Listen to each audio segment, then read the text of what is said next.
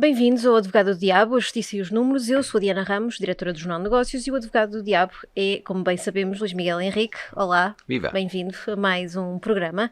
Esta semana arrancamos com um tema que tem estado no centro da discussão económica e que tem a ver com a descida do IRC para todos ou só para alguns. Miguel, tivemos um Ministro da Economia a afirmar por duas vezes ter a esperança de que a descida do IRC para 2023 pudesse ser transversal, mas parece estar a falar sozinho dentro do governo. O que é que isto revela, Miguel? Bom, antes de mais uma declaração de interesses no sentido que quem cria riqueza no país são as empresas e o cidadão e não o Estado. O Estado deve existir para se servir os primeiros e não para se servir deles. E neste momento, se há coisa que se percebe é que a máquina é muito pesada e que precisa, obviamente, de fundos para tal. E os impostos são claramente a fonte principal. Sendo que o problema também que aqui está, e que António Costa e Silva sabe perfeitamente, porque vem do mundo das empresas, portanto não chegou de paraquedas ao lugar de Ministro da Economia, é de que, do ponto de vista da competitividade fiscal, Portugal está nos últimos lugares. E é preciso fazer algo.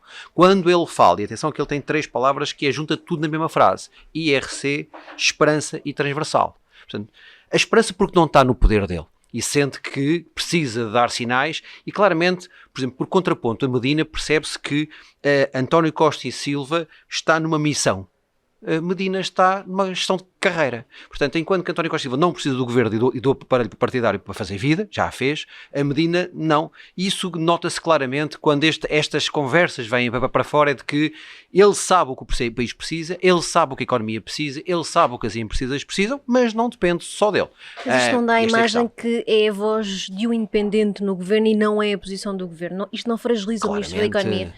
Mas eu não sei se ele não se preocupa em ser fragilizado. Uma coisa é ser politicamente fragilizado, outra coisa é tu seres fragilizado na tua personalidade e nas tuas ideias. E volto a dizer, eu conheci em tempos o ministro António Costa e Silva e fiquei encantado com a forma dele pensar e de trabalhar. Não o conheço pessoalmente, o senhor se calhar para passar à minha frente nem sequer me conhece, mas não me custa a mim reconhecer essa capacidade. E reconheço nele a capacidade e a independência para dizer aquilo que tem sido feito. Ele apenas verbalizou tudo aquilo que o setor empresarial privado sabe, conhece e sabe que é necessário fazer. Portanto, é uma ideia tosca, é uma ideia parva, é uma ideia absurda, é uma ideia peregrina? Não.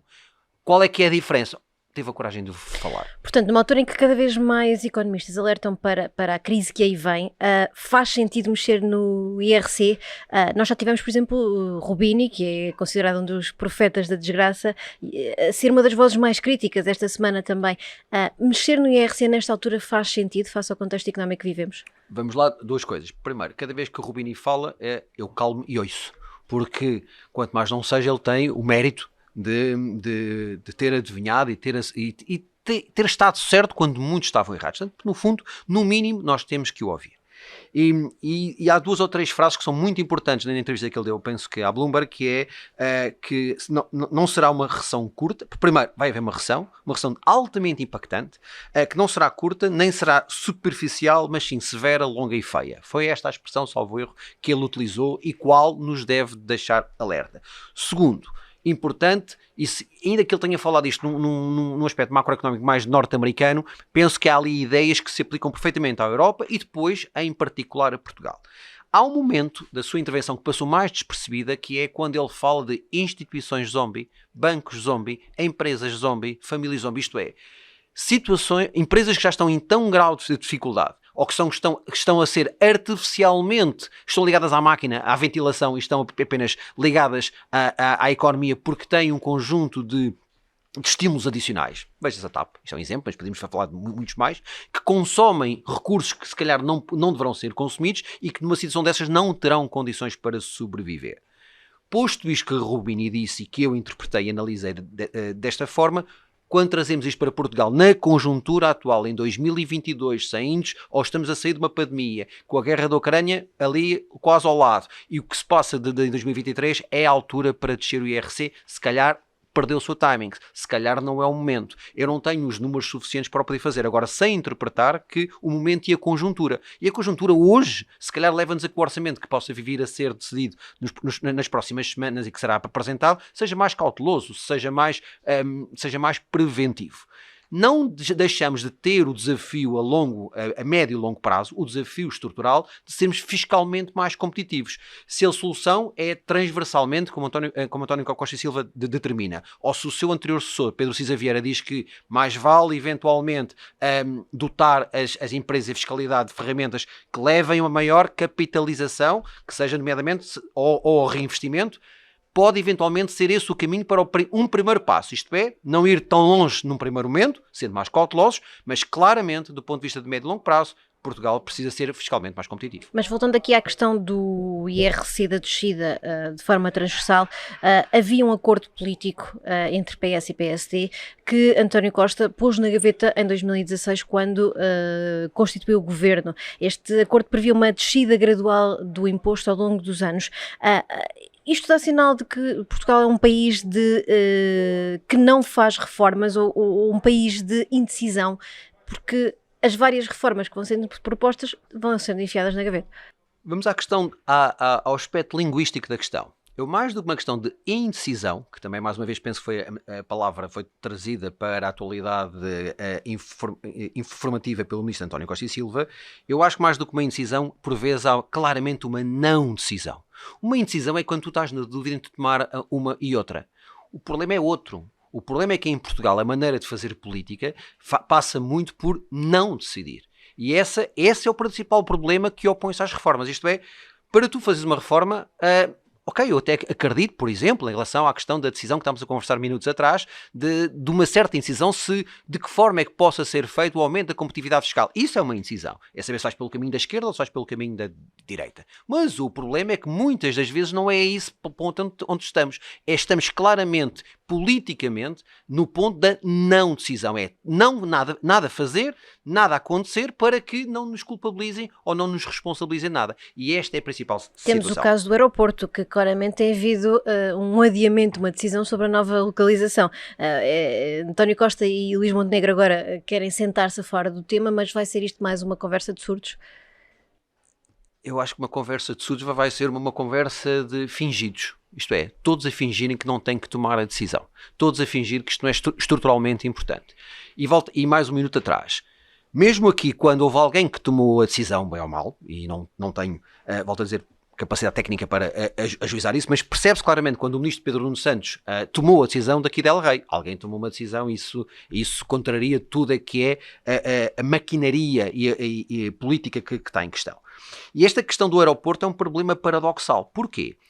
Tu tens, não gosto ou não se gosta da palavra, não há outra, imenso lobby a acontecer por parte dos municípios e por parte dos agentes privados que querem que algo aconteça, daquilo que são os seus próprios interesses, e depois, paradoxalmente, do lado oposto, tens os decisores políticos por favor, quase a pedirem para não terem que tomar nenhuma decisão, porque sabem que aqueles que irão ficar insatisfeitos são em maior número do que aqueles que ficam satisfeitos. Então o problema é quando tu fazes a política para o eleitor e não para o cidadão. Tu fazes a política para não afetares a tua capacidade de tomar eleitoral e não para o país e não para os cidadãos e não para o nosso futuro. E esta é a parte. Em relação em particular a Montenegro e António Costa, PSD quer condicionar a decisão, mas não quer decidir. António Costa quer partilhar o risco da decisão para não ficar sozinho.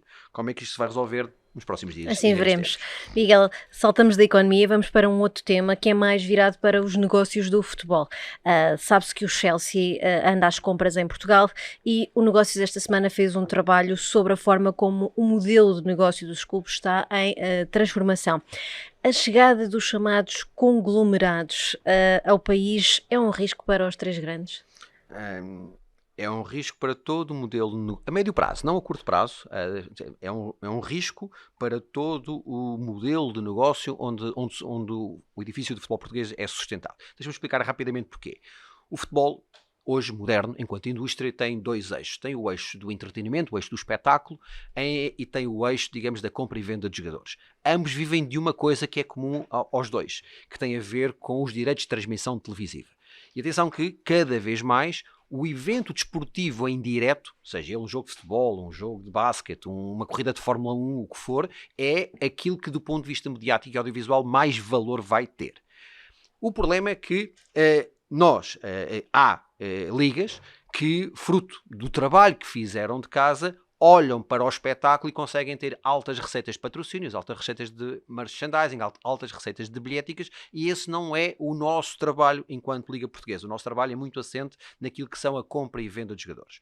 O que é que eventualmente clubes que estão digamos, na última parte da cadeia de valor querem? Acabar com os intermediários. Basicamente, querem tomar conta da cadeia de valor verticalizada. Há clubes que há investidores que estão a comprar clubes, por exemplo, no Brasil, digamos, como se fosse a parte do acesso à matéria-prima bruta.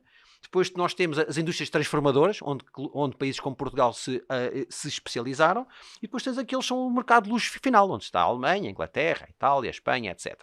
Basicamente, estes conglomerados querem ter o controle sobre o produto e matéria-prima na parte da compra e venda de jogadores, para que não lhe saia tão cara a matéria-prima no final, sendo certo que sempre é a mesma coisa. Todos querem ter os melhores atletas para ter o melhor espetáculo, para terem mais e melhores receitas televisivas. Mas, ao modelo de negócio português, sim, é claramente um risco a médio e longo prazo. Isto quer dizer que aquela forma portuguesa que era usada de formar talentos para ganhar receitas elevadas depois com as transferências está claramente posta em causa. Poderá haver, não é por um agente, ou dois grupos económicos que possam fazer isso. O problema é se isso tem sucesso. E se isso tem sucesso, todos eles vão querer repetir esse sucesso. E aí sim, a médio e longo prazo, volto a dizer, nada disso irá se passar nos próximos anos, porque existe. Se Portugal tivesse clusters tão desenvolvidos e tão bem construídos como tem na indústria do futebol, nós éramos dos países mais competitivos do mundo em várias áreas. Nós temos know-how instalado em todo este processo da forma mais elevada e do ponto de vista qualitativo possível. Isto para dizer que é realmente no know-how que nós vamos continuar a fazer diferença, e num outro fator muito próprio nosso, que tem a ver com a capacidade de adaptabilidade. Os portugueses têm facilidade em trabalhar com africanos, com sul-americanos, com europeus de leste, com europeus de norte, e isso é uma característica muito grande para trabalhar o homem, que é também um agente desportivo. Isto para dizer que nos próximos tempos ainda não, o know-how instalado é suficiente para fazer a diferença. O problema é se esses clubes, sejam os Chelsea da vida ou os grupos económicos que estão por trás, começam a ter sucesso nessa situação, e aí haverá mais gente a copiar, e nós passaremos por ter que reinventar o nosso modelo de negócio. Miguel, estamos mesmo a chegar à fase final do nosso programa, que já vai longo, para deixar apenas uma pequena nota, arrancou a instrução do processo Lex, é um processo que envolve a justiça e o futebol, deixando aqui uma pequena nota só para que se perceba também do que é que estamos a falar, das figuras que envolve e desta relação entre justiça e futebol que tantas vezes pode dar uma imagem errada daquilo que é a ligação entre duas áreas completamente distintas. Sabes que de vários este ano vai ser pródigo neste tipo de questões, e eu tenho algumas limitações decorrentes do código deontológico, portanto não posso falar do processo em particular, mas vamos falar do tema em geral. Desta questão é, obviamente, que muitas das vezes o futebol e os lugares cimeiros das estruturas de futebol dão uma visibilidade e uma notoriedade e uma capacidade e um poder de influência brutal. Por acaso, por absurdo que pareça, nesta Operação Lexi, por estar envolvido o ex-presidente do Benfica, Luís Filipe Vieira, eu não vou dizer coitado, porque não precisa, mas a situação clara é que de todos os processos onde o nome dele está envolvido, esta é aquela que na origem mais estranha aparece, porque isto é uma situação onde ele era credor fiscal e aparentemente apenas tentou a mexer-se para receber aquilo que era seu. Se ultrapassou alguma linha vermelha, se usou da sua influência, do seu poder de forma indevida, e se, nomeadamente, mexeu naquilo que é um dos alicerces mais profundos de uma sociedade moderna, que é uma justiça independente e credível e séria, esse será um problema. Mas a justiça parece ter chegado de vez ao futebol. A justiça parece ter chegado, mas claramente, já nos últimos anos, e felizmente, até para separar um bocadinho o trigo do joio. Agora, deixa-me dizer, já fazer aqui uma declaração por antecipação que já escrevi em outras plataformas. De todos os processos que eu conheço, o Ministério Público arrisca-se a que a montanha vá parir no rato. Eu não vejo capacidade de prova em tudo o que existe para construir boas condenações.